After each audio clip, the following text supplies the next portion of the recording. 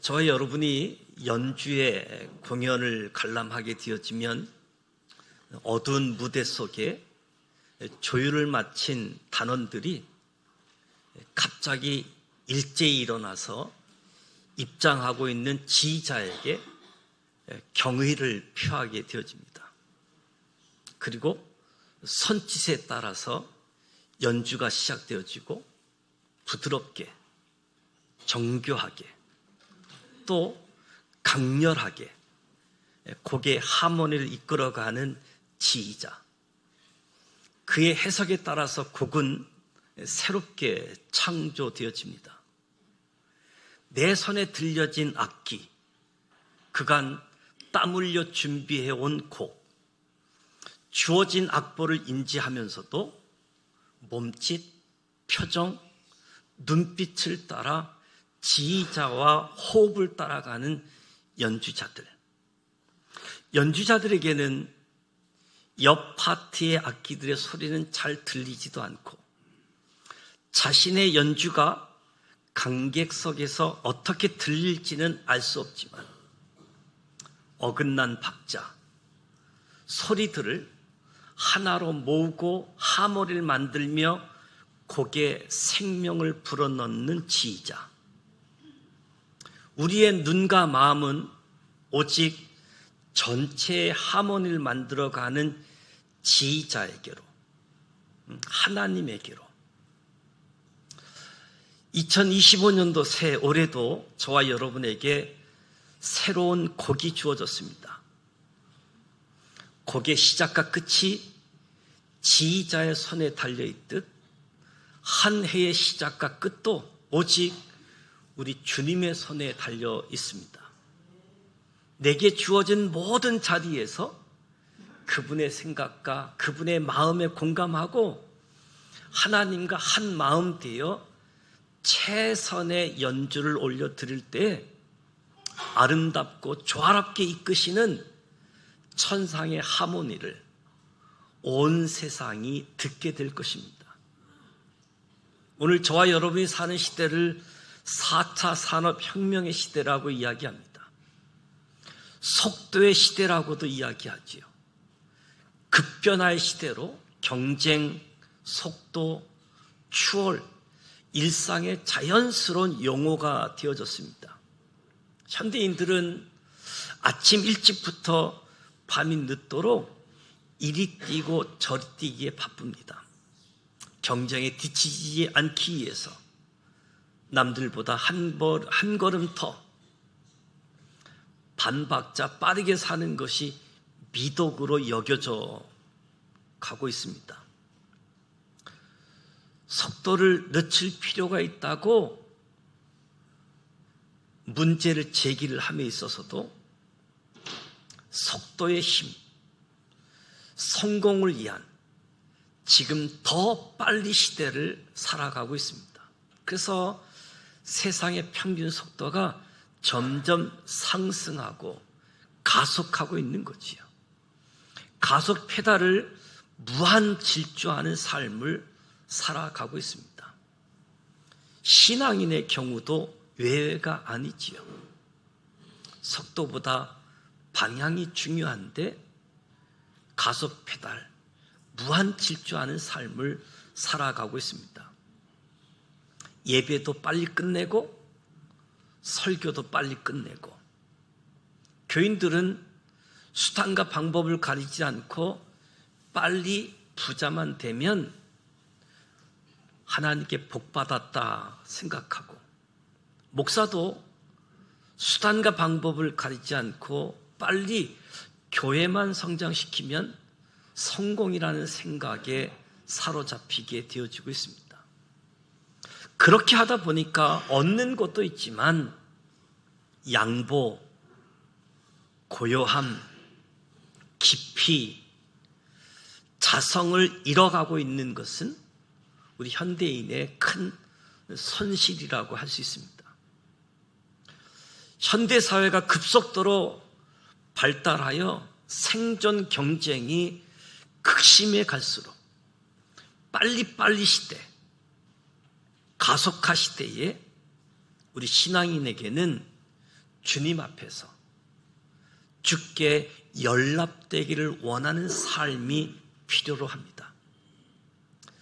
2025년도 우리 지산교회가 성도 한 분 한 분 주님 앞에서 주께 연락되기를 원하는 삶을 살아가시고 주님께 연락되는 삶을 익힐 수 있는 하나가 되시길 축복합니다.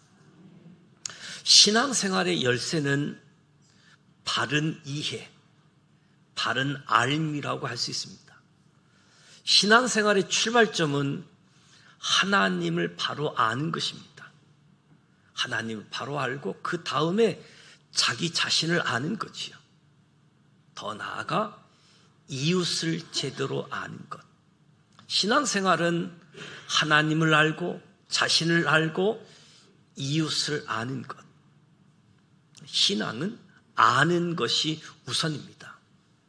하늘에는 비행기 길이 있고 바다에는 뱃길이 있고 육지에는 육로가 있듯이 우리 인생에도 길이 있습니다.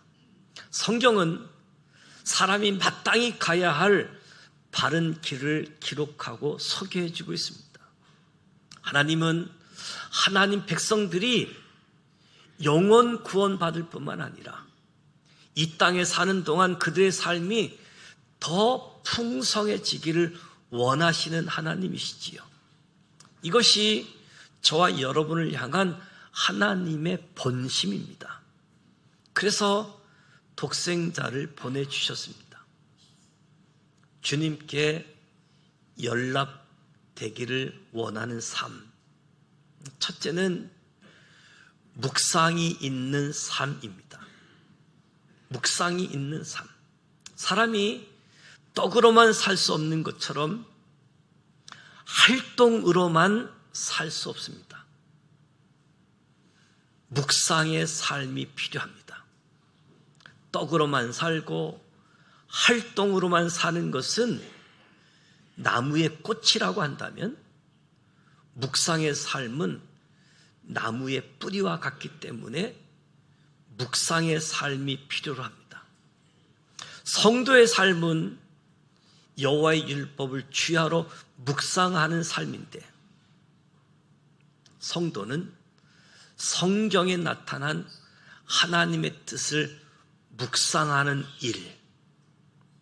하나님의 뜻은 쉽게 구별이 될 때도 있지만 좀처럼 구별하기 어려울 때가 많습니다. 그러기에 하나님의 뜻이 무엇인가 알기에 묵상이 필요하지요.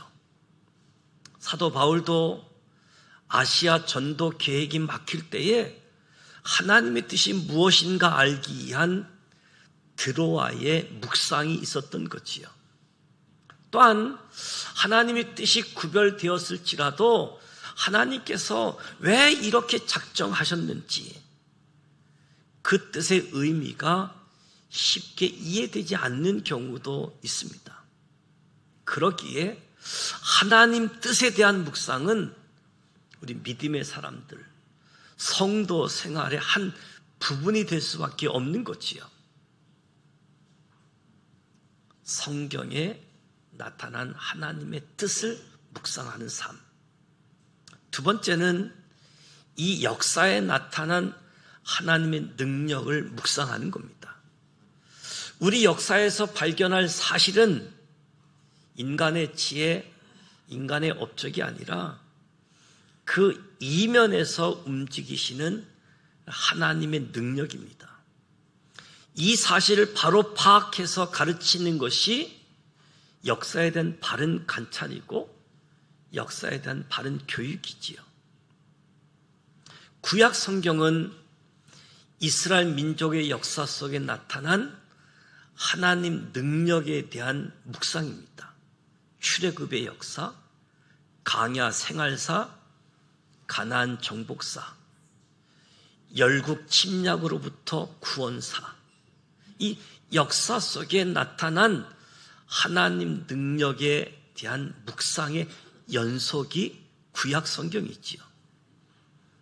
예나 지금이나 역사 속에 나타난 하나님의 능력은 역사의 이면에 깔려 있기 때문에 묵상하는 사람만이 이를 발견할 수 있고 발견한 사람만이 하나님의 뜻에 부합하는 삶을 살게 되어집니다. 이것은 한 국가나 민족의 역사뿐만 아니라 한 가정, 개인의 생애에도 나타난 하나님의 능력을 묵상하는 것을 포함하는 거지요. 성경에 담겨져 있는 하나님의 뜻을 묵상하고 역사에 나타난 하나님의 능력을 묵상하고 자연계에 나타난 하나님의 영광을 묵상하는 겁니다. 주의 이름이 온 땅에 어찌 그리 아름다운지요. 인자가 무엇이간데 주께서 저를 권고하시나이까. 성소에서 하나님을 찬양하며 그 권능의 장에서 그를 찬양할지어다. 이 찬양은 자연계에 나타난 하나님의 영광을 묵상한 사람들만이 할 수 있는 신앙 고백입니다. 창조주 하나님의 뜻은 인간이 범사에 하나님께 감사와 영광을 돌리기를 원하신다.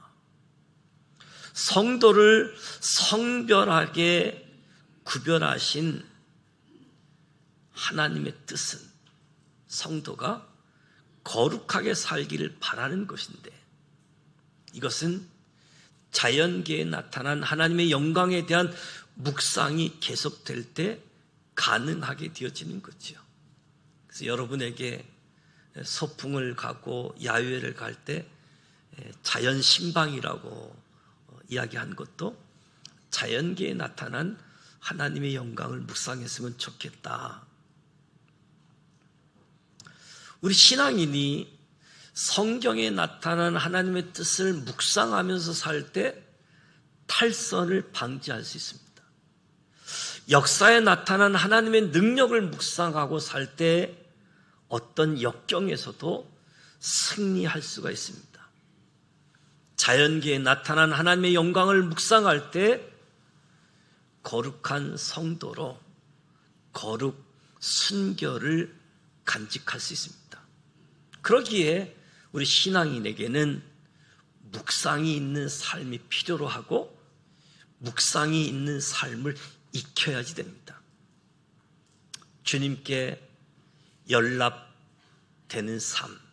두 번째는 가묵이 있는 삶. 말이 적은 삶. 성경은 말에 실수가 없는 자라면 온전한 사람이라고 할 수 있을 정도로 사람이 저지르는 실수의 대부분이 그 사람의 실언 때문에 빚어집니다. 그래서 우리는 말 많은 것을 삼가하는 겁니다. 말이 많으면 실수도 많아지기 때문인 거지요. 그리고 불확실한 말을 삼가하라.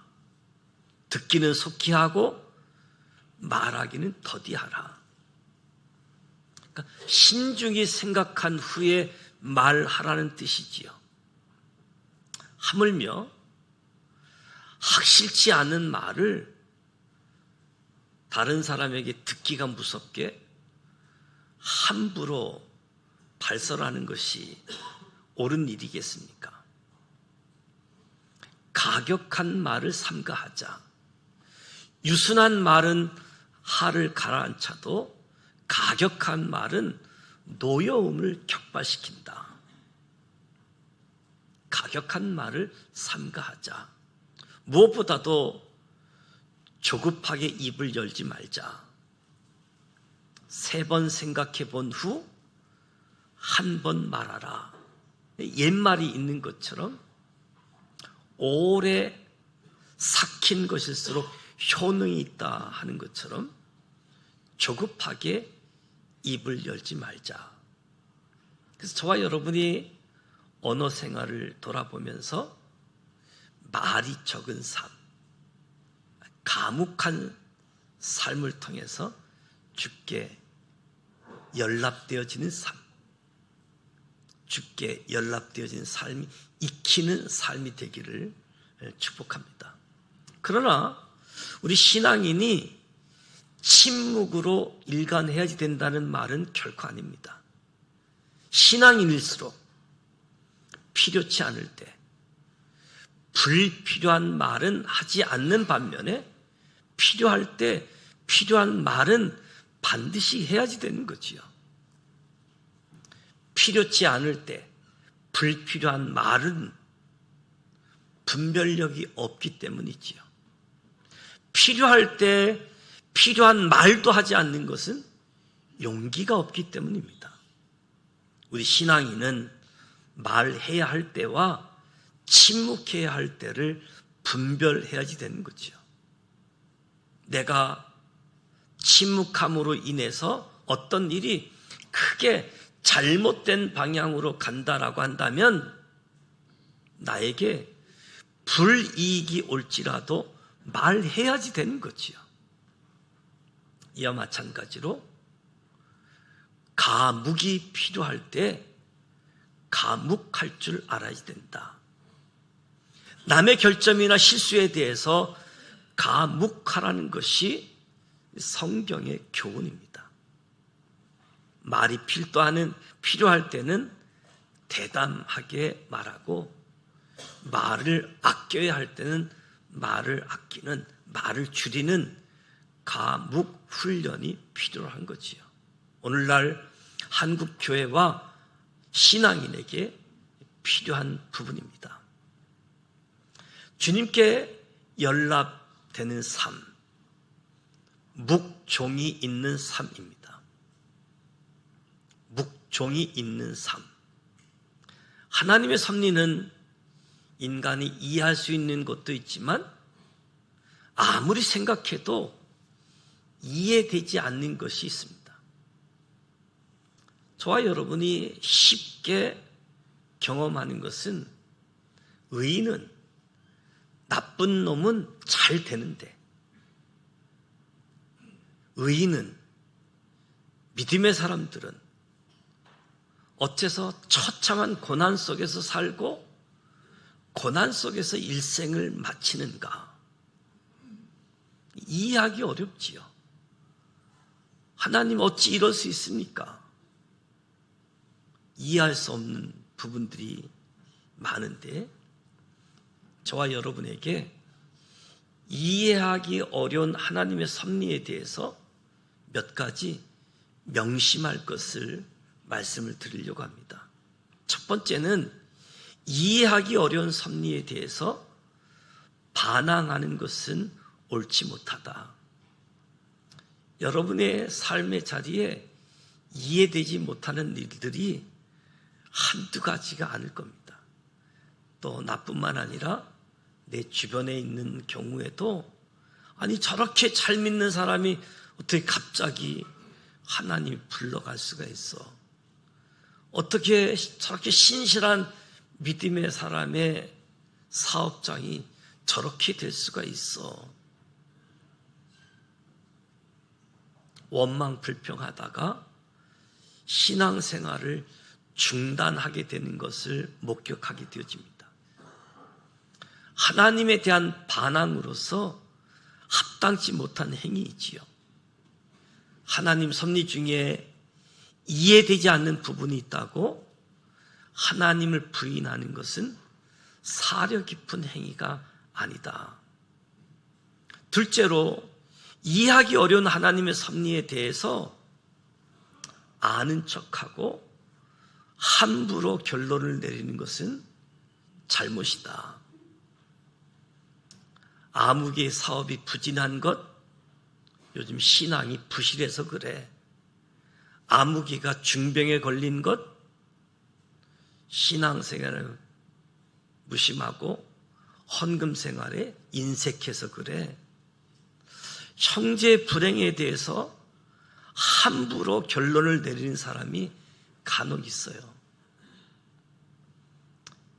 이런 사람들을 통해서 하나님의 이름, 하나님의 권위가 욕되게 하는 망령된 행위임을 기억해야지 됩니다.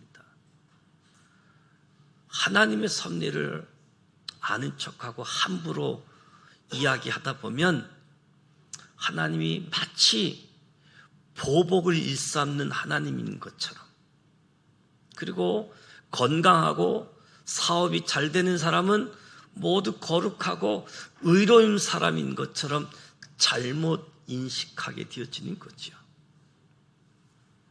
하나님의 섭리에 대한 인간의 반응은 오직 묵종입니다.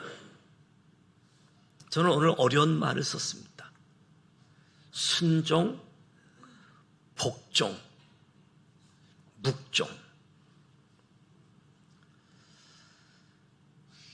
독일의 철학자 니체처럼 사회 구조적인 모순과 갈등이 있다고 해서 하나님께 반항해서도 안 되고, 엘리바스와 빌닷, 소발처럼 욥의 시련을 사변적인 이론만 가지고 답을 제시하려고 해서도 안 되는 거지요.